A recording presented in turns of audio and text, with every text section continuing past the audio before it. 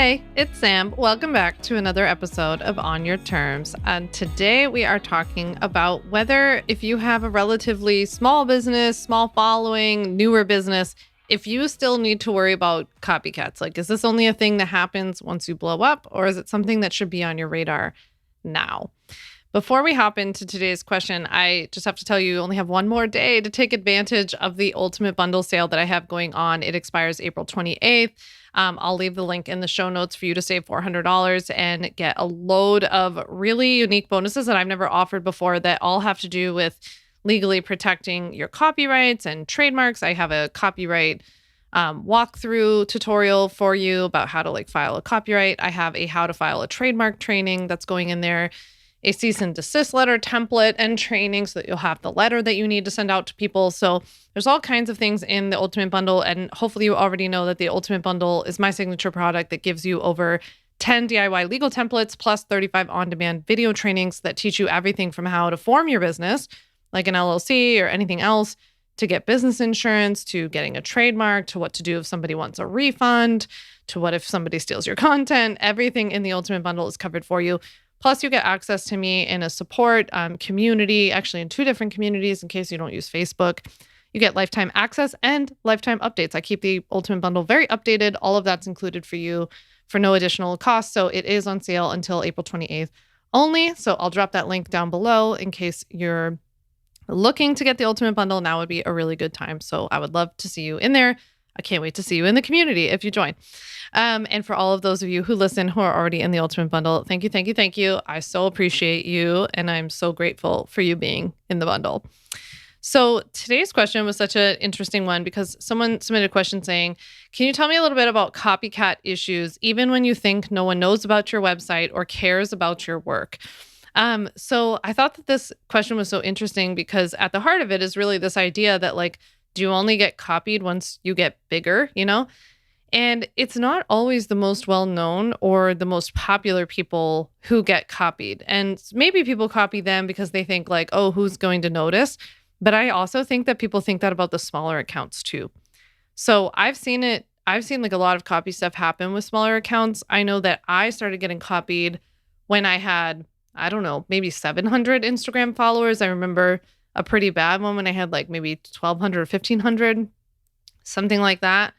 I would say that now I don't see as much blatant copying as much as I see a lot of mimicking, other people starting businesses like mine. Then every time I create content, they create around the same thing, or they create a legal workshop that's titled the same, except one word's different. Everything's just super annoying, as I say, but you see more of that. And we have also had legitimate copying as well.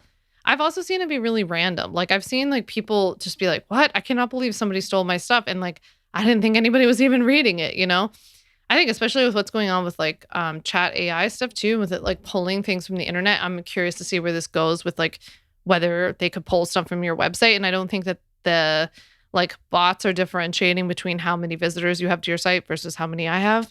So personally, I think it's fair game for kind of anybody to be copied.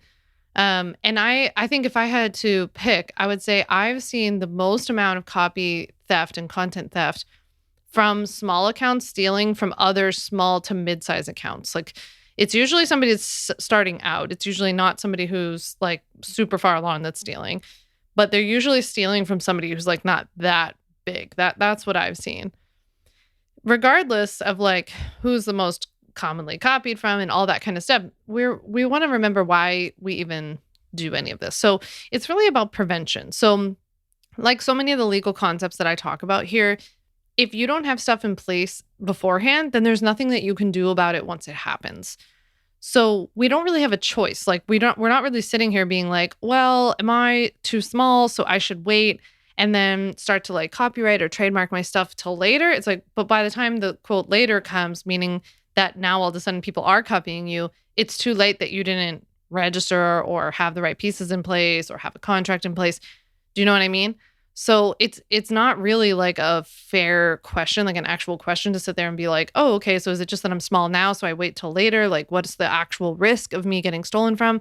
I think it's if you are thinking that could ever happen, then we need to do it now. So I also want to like encourage you to really embody the fact that your content is your content. Like you can own that. You don't need to have a certain number of Instagram followers, a certain email list size, or work with a certain number of clients in order to rightfully protect your content from being stolen or copied, right? So you can own that. You don't have to be a certain size to legitimately own your content. And I also want you to keep in mind that we are future proofing your business so that your content is protected because we know what you're building, right? We're planning for you to blow up. We're going to start planning for this to work out, not waiting for it to not work out. And so when you think about growing your business the way that I'm always encouraging you to, which is like start really getting very clear in what you want your business to look like 6 months, a year from now, 3 years from now. What are you like as the CEO? What are your daily tasks? What are you doing? Who are you helping? Like, what's your life like? All of that kind of stuff. Then we think, what would that business, that dream business that you have a year or 2, 3 years from now, does that business have legally protected content? Then we're going to legally protect the big pieces of content that I talked about. I just had an episode about this. I'll link to below, but where I talked about like, am I supposed to copyright the content in my product and stuff? So you can listen to that episode to dive deeper as to like whether or not, what you should necessarily be protecting. But overall, like I would just encourage you to think about like if you're building a program or product and that's going to be your bread and butter and that's the thing that you're going to be promoting to the world, then that kind of thing deserves protection and that kind of product would need legal protection. So that's how I want you to start thinking about it. In general, I just want you to think about your business as like, what are we becoming? What are we working towards? Let's just start taking little baby steps that start getting us there because that's how we get there, not doing more and more stuff like you are now, or not more and more stuff that's like playing small and safe and hidden, which is kind of behind this question of like, what about if nobody knows about your site? It's like, but aren't we planning for people to know about your site?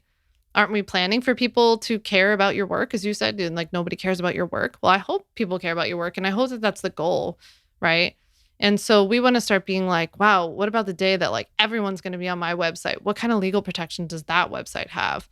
So that's how I'd encourage you to start thinking about it. You're never too small for copycats to get you, but also really that's just not the point of legal protection. We have to do stuff ahead of time. And I want you to start owning what kind of business you're building. I want you to future proof this business and really start stepping into what you're becoming. So if the ultimate bundle would be helpful for you in helping you to build that business into feeling more confident that you are legally protected, that you have things set up correctly, that you've got solid contracts and website policies drafted by an attorney, that's me. I definitely invite you to check out the ultimate bundle while it's still on sale. You can catch that link below. Send me a DM on Instagram at @SamVanderWielen if you have any questions at all. And of course, if you enjoy listening to this podcast, please do me a favor and leave a very quick review, a rating, wherever you listen to podcasts. I really appreciate you helping to support the show. Thanks so much, and I'll chat with you next week. Thanks so much for listening to the On Your Terms podcast. Make sure to follow on Apple Podcasts, Spotify, or wherever you like to listen to podcasts. You can also check out all of our podcast episodes, show notes, links, and more at samvanderwielen.com/podcast. You can learn more about legally protecting your business and take my free legal workshop, 5 Steps to Legally Protect and Grow Your Online Business at samvanderwielen.com. And to stay connected and follow along, follow me on Instagram at samvanderwielen and send me a DM to say hi.